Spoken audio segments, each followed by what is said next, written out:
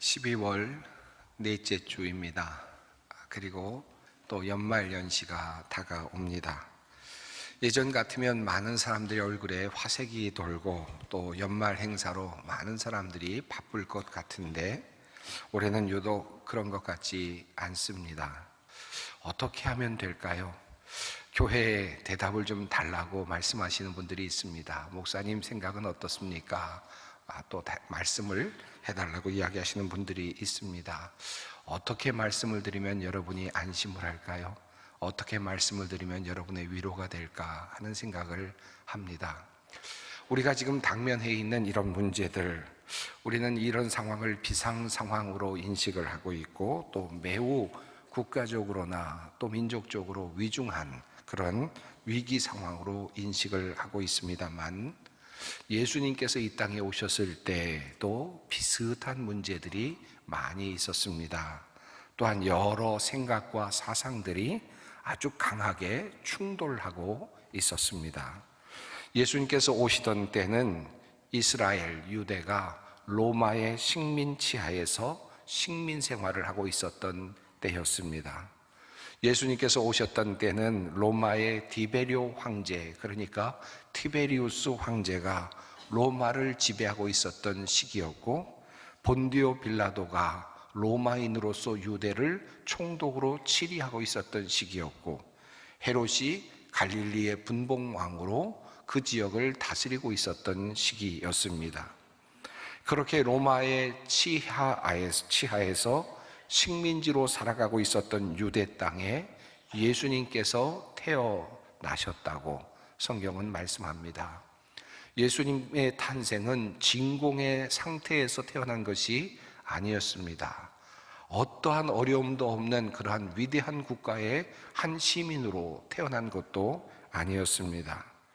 예수님께서 살던 시기에 유대 지역에 살고 있었던 이스라엘 백성들 사이에는 여러 가지 다른 정치적 혹은 종교적인 견해를 가진 사람들이 존재했습니다. 그리고 또한 그 의견이 끊임없이 충돌하고 있었습니다. 그들은 모두 어떻게 하면 우리 유대 민족이 지금의 역사적 상황을 극복하고 이 위기 상황을 극복하고 어떻게 번영을 이룰 수 있을 것인가에 대한 고민을 하고 있었던 사람들이었습니다. 그리고 나름 그 대답들을 가지고 확신에 찬 행동을 하고 있었던 사람들이었습니다. 그 부류 중에 한 사람이 바로 바리새인이라는 부류의 사람이었습니다. 바리새인은 한마디로 모든 세상의 문제들, 정치적인 문제들, 사회적인 모든 문제들을 해결하기 위해서 이스라엘 민족이 종교성을 회복해야 된다라고 주장을 했던 사람들이었습니다. 즉 이스라엘 백성은 하나님의 백성답게 거룩한 백성으로 살아야 한다라는 것을 주장했던 사람들이었습니다. 그리고 그 거룩성을 회복하게 되면 하나님께서 이스라엘을 다시 번영시켜 주실 것이다 라고 주장을 했던 사람들이었습니다. 이 거룩성을 회복하기 위해서 바리새인들은 유대의 모든 전승들과 그리고 율법들을 철저히 지킬 것을 요구하였습니다. 그리고 스스로 지키려고 노력을 하였습니다. 한마디로 말하면 철저히 율법과 신앙 전승을 지켜냄으로써 나라를 다시 부강한 나라로 세울 수 있을 것이다 라고 생각을 했던 사람들이 바로 바리새인들이었습니다. 하지만 예수님께서 그들을 강하게 질타하셨듯이 그들에게는 사실은 거짓이 존재했습니다. 다른 사람들에게 종교적으로 거룩성을 지킬 것을 요구하고 지키지 못하는 사람들을 비난하고 안식일을 지키지 않는 것을 비난하고 불평하고 그렇게 하고 있었지만 정작 그들의 속은 썩어 있었습니다. 자기도 제대로 지키지 못하면서 남들을 향하여서 거룩하다고 외치는 사람들이 바로 바리새인들이었습니다. 거룩한 척, 기도하는 척 그렇게 보였지만, 거리에서 큰 소리로 기도를 하고 있었지만, 그러나 그들의 속은 달랐습니다. 경건의 모양은 있었지만 경건의 능력은 없었던 사람들이었습니다. 그들은 강하게 비난을 하였고 다른 사람들을 비난하고는 있었지만 정작 자기 자신들도 제대로 세우지 못하는 그런 나약한 사람들이었습니다. 이런 사람들이 항상 존재하지만 오늘날에도 여전히 존재하죠. 자신의 신앙생활의 틀 안에 갇혀 있는 채로 다른 사람들의 신앙을 자신의 틀 안에서 비판하고 비난하고 자신만이 신앙생활을 잘하는 것처럼 그렇게 우쭐대고 자랑하지만 실제로 그의 삶의 영역 안에서는 초라함밖에 없는, 썩어지는 것밖에 없는 그런 삶을 살고 있는 그런 무능한 외식적인 사람들이 종종 있습니다. 두 번째 부류는 사두개인이었습니다. 이 사두개인이라는 말은 다윗 시대의 대제사장이었던 사독이라는 말에서 유래한 것으로 추정이 됩니다. 이들은 주로 성전을 중심으로 활동하던 사람들이었습니다. 제사장 그룹이라고 할 수 있겠습니다. 당시에는 귀족 계급에 속하는 그런 사람들이었습니다. 하지만 이들은 로마 정부의 우호적인 태도를 보이면서 자신이 가지고 있는 기득권을 누리는 현실주의자들이었습니다. 내세의 보응이나 심판이나 그리고 부활을 믿지 않았습니다. 모세 오경 외에는 어떤 경전도 인정하지 않았습니다. 그리고 정치, 경제, 종교적인 기득권을 누리며 살았던 사람이 바로 사두개인들이었습니다. 물론 오늘날에도 이런 사람들이 있죠. 지극히 현실적이어서 어떤 정치적인 상황에서도 자신의 이득만을 챙기려고 하는 그런 사람들이 있습니다. 역사의식도 없고 나라 사랑의 정신도 없습니다. 그저 어떻게 쓰든지 기회만을 노리며 자신의 안위를 위해서만 살아가고 있는 그런 사람들, 그런 종교인들이 또한 있습니다. 세 번째 부류의 사람은 에세네파라고 하는 부류의 사람들입니다. 이 에세네파는 세상을 떠나서 수도적인 은둔 생활을 하고 있었던 사람들입니다. 세속에 뒤섞여 살기를 거부하고 육체 노동과 그리고 금욕 생활을 하면서 주님의 심판을 기다리며 종말을 기다리고 있었던 사람들입니다. 세상과 섞기를 거부하였던 사람들입니다. 정결의식을 매일같이 거행하면서 매일 종일 기도하고 종일 율법을 묵상하며 수도적인 삶을 살았던 사람들이 바로 에세네파로 알려져 있습니다. 오늘날에도 이와 비슷한 신앙생활을 하는 사람들이 많이 있죠. 모든 세상의 문제들을 세속적인 문제로 취급하고 하찮은 문제로 생각하며 세상의 일과 완전히 결별하려고 하며 오직 자신의 신앙생활에만 전력하는 사람들이 있습니다. 어떤 정치적인 문제도 사회적인 문제도 관심의 대상이 되지 않습니다. 오직 자기 자신의 안에서 일어나는 마음의 평정과 구원에만 관심을 가지고 살아가는 사람들이 있습니다. 바로 이런 사람들이 에세네파라고 할 수 있겠습니다. 네 번째 부류의 사람들은 열심당이라고 하는 부류입니다. 이 열심당은 주전 6년경에 로마가 시행했던 호적 명령에 반발하면서 세워진 애국 무장 독립단체, 바로 그것으로부터 시작된 것으로 추정이 됩니다. 민족적인 우월주의 사상이 강했습니다. 선민 사상이 강했습니다. 자, 이 모든 사상을 가지고 로마의 치하에서 이 나라를 해방시키는 것을 목표로 삼고 열심히 노력했던 애국 독립 투사들의 공동체라고 할 수 있겠습니다. 그들은 종교적으로 강한 색채를 가지고 있었지만 다분히 정치적인 색채가 훨씬 더 강했습니다. 로마의 시민운동을 벌이면서 불복종 운동을 벌였고 시카리라는 이름으로 불리기도 했습니다. 이 시카리라고 하는 이름은 단검을 가진 사람들이라고 하는 뜻입니다. 단검을 품에 품고 다니다가 로마에 타협하거나 협력하는 이들을 암살하는 일을 주로 했었기 때문에 붙여졌던 이름이기도 합니다. 그들은 신앙인이었지만 그보다 더 중요한 것은 애국이었고 나라를 구하는 일이었습니다. 오늘날에도 이런 부류의 사람들이 있습니다. 특별히 신앙을 애국과 관련하여서 이해하고 나라를 위하여 하는 모든 일에 모든 것을 던지는 사람들이 있습니다. 애국이 신앙인 사람들이 있습니다. 나라의 독립, 나라의 번영이 그들에게는 강력한 신앙의 동기가 되어 있는 사람들이 있습니다. 예수님 당시에 있었던 강력한 사상의 체계들입니다. 그리고 끊임없이 움직이고 있었던 사람들의 모습이기도 합니다. 자, 그렇다면 그 당시 2000여 년 전 그 당시의 하나님의 선택은 누구였을까요? 어떤 사람들의 손을 하나님께서 들어주셨을까요? 율법과 전승을 지키는 것을 자랑하며 죄인들을 식별하고 비난하며 그런 신앙을 자랑으로 여기며 성스러운 나라를 만들어야 된다고 주장했던 바리새인들이었을까요? 로마의 권력에 붙어서 자신의 안위를 챙기고 있었던 현실주의자 사두개인이었을까요? 광야로 나가서 수도원에 들어가 매일 말씀을 읽으며 정결례를 거행하며 심판의 날만을 기다리고 있었던 에세네파였을까요? 아니면 나라의 독립을 위해 칼을 품고 정치의 일선에 나서 투쟁하고 있었던 열심당이었을까요? 하나님의 선택은 무엇이었을까요? 이 질문이 매우 중요합니다. 왜냐하면 오늘 우리에게도 이 질문이 놓여있기 때문입니다.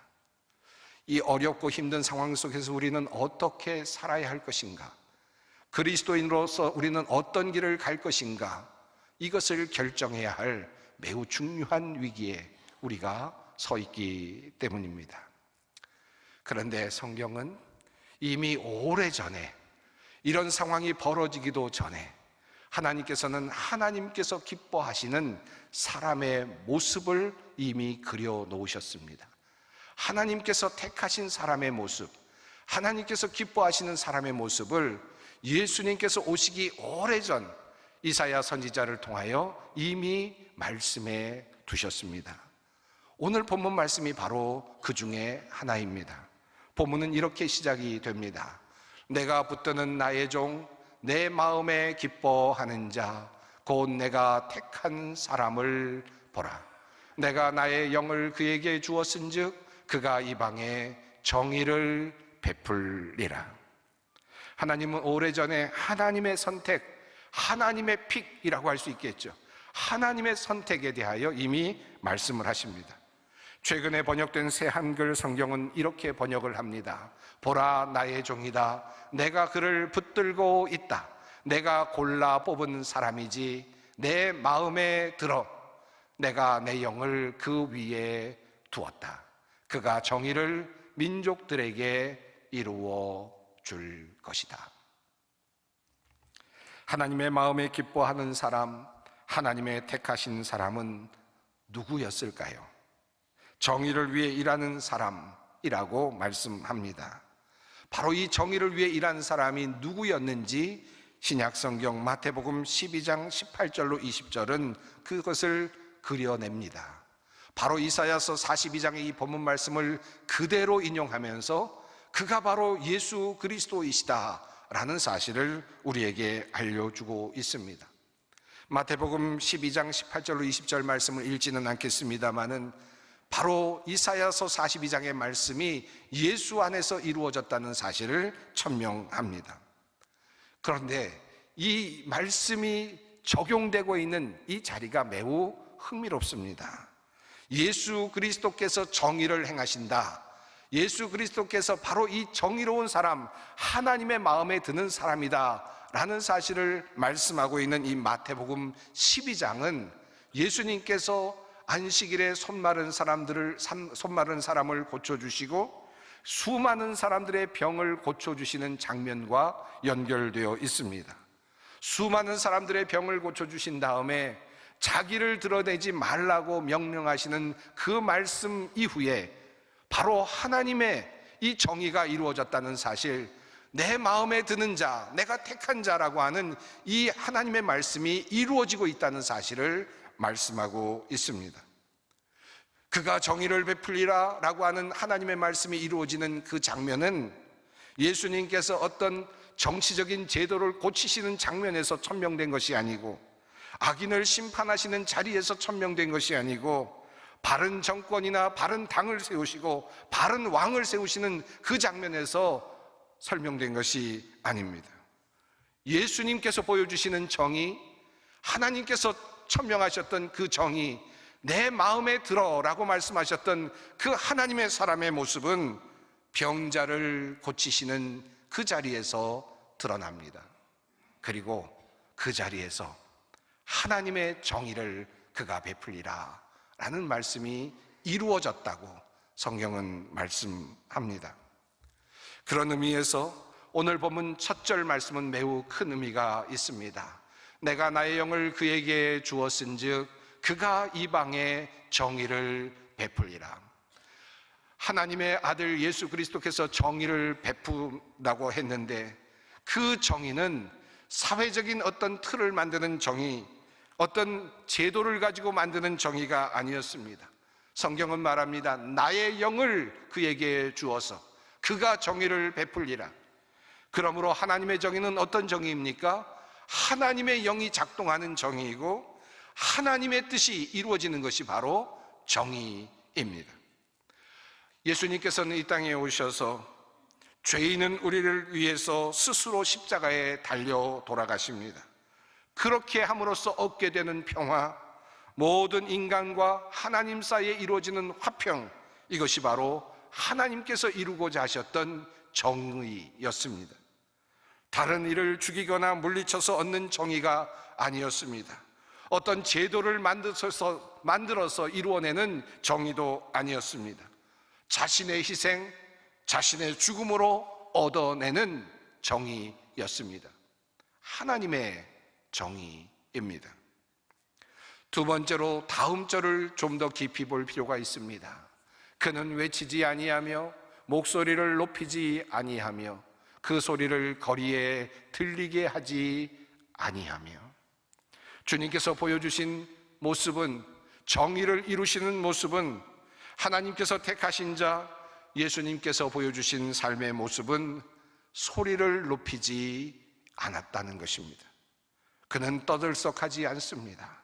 그는 자랑하지 않습니다. 그분은 교만하지 않습니다. 하나님의 택하신 사람들이 살아가는 방식은 목소리를 높이지 않습니다. 도리어 스스로 희생합니다. 비난하지 않습니다. 도리어 용서합니다. 저주하지 않습니다. 도리어 사랑합니다. 선동하지 않습니다. 억울하다고 항변하지 않습니다. 도리어 짊어집니다. 함께 나아갑니다. 하나님께서 택하신 사람들의 모습입니다. 세 번째 절을 봅니다. 상한 갈대를 꺾지 아니하며 꺼져가는 등불을 끄지 아니하고 진실로 정의를 시행할 것이며. 우리는 일반적으로 누군가가 넘어지면 일으켜 세우기보다는 다시 일어나지 못하도록 밟아버리려는 성향이 있습니다. 정치적으로도 그렇고 사회적으로도 그런 일들이 종종 일어납니다. 그저 기업 문화에서도 종종 그런 일들이 자주 일어납니다. 상한 갈대는 이미 기울어진 운명입니다.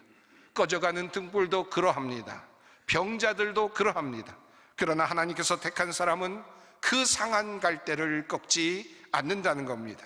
꺼져가는 등불을 끄지 않는다는 겁니다. 살리는 자입니다. 일으켜 세우는 자입니다. 이것이 하나님의 정의입니다. 하나님께서, 예수님께서 수많은 병자들을 고치신 이유가 바로 여기에 있습니다. 그리고 예수님께서 병자를 고치시는 이 이야기를 전하면서 마태가 하나님의 정의가 이루어지고 있다는 사실을 천명한 이유도 거기에 있습니다. 주님은 상한 갈대, 꺼져가는 등불을 끄지 않습니다. 억울한 이들의 항변을 들으시고 그들을 구원하십니다. 연약한 자들을 살려내시고 그들을 구원하십니다. 주님께서 펼치시는 정의는 바로 살리는 정의입니다. 죽여서 얻는 정의가 아니라, 무너뜨려서 얻는 정의가 아니라 살려냄으로써 얻게 되는 정의입니다. 마지막 네 번째입니다. 그는 쇠하지 아니하며 낙담하지 아니하고 세상의 정의를 세우기에 이르리니 섬들이 그 교훈을 앙망하리라. 그는 어렵다고 그 일을 포기하지 않고 낙담하지 않고 그 길을 갑니다. 자기 희생의 길, 자신을 내어주는 그 길을 걸어갑니다. 자기 자신을 내어줌으로써 진정한 정의를 이루어내고자 합니다. 말하지 않습니다. 소리를 높이지도 않습니다. 잠잠히 상한 갈대를 꺾지 아니하고 도리어 꺼져가는 등불을 끄지 아니하고 살려내며 일관되게 낙담하지 않으며 세상의 정의를 추구합니다. 하나님의 뜻을 이루어 가고자 합니다. 이것이 바로 하나님께서 택하신 사람들의 모습입니다. 우리가 지금 어떻게 살아야 하는가를 알려주는 주님의 대답이기도 합니다. 우리가 처한 위치, 우리의 자리에서 우리는 무엇을 할 수 있을까요? 상한 갈대를 꺾지 않고 잠잠히, 그러나 끝까지 쇠하지 아니하고 낙담하지 아니하고 주님의 뜻을 이루어가는 사람, 주님께서 기다리는 사람입니다. 오늘 같은 혼탁한 세상에서 우리는 어떻게 살아야 합니까? 우리는 이 질문에 하나님께서는 손가락으로 주님의 십자가, 그 십자가에 달리신 예수님을 가리키실 것입니다. 그리고 말씀하십니다. 내가 택한 사람을 보아라. 우리 주님께서 오셨습니다. 잠잠한 어린 양같이 순전한 모습으로, 어린 아기의 모습으로, 연약한 자의 모습으로 이 땅에 오셨습니다. 그는 목소리를 높이지 아니하셨고 상한 갈대를 꺾지 아니하셨고 끝까지 낙담하지 않으셨습니다. 그리고 하나님의 뜻, 하나님의 정의를 이 땅에 세우셨습니다. 우리는 그분을 예수라고 부릅니다. 우리의 구원자라고 부릅니다. 우리의 소망이라고 부릅니다. 하나님은 예수님을 세우시고 십자가를 보여주시면서 이렇게 말씀하십니다. 내가 나의 택한 사람을 보라. 내 마음에 들어. 그리고 십자가에 달리신 예수님께서는 우리들에게 오늘 이렇게 말씀하십니다. 나를 따르라. 나를 따라오너라.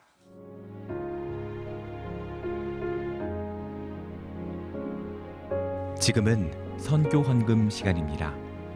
이 예배를 통해 삶 가운데 은혜와 회복이 충만하시길 간절히 기도합니다.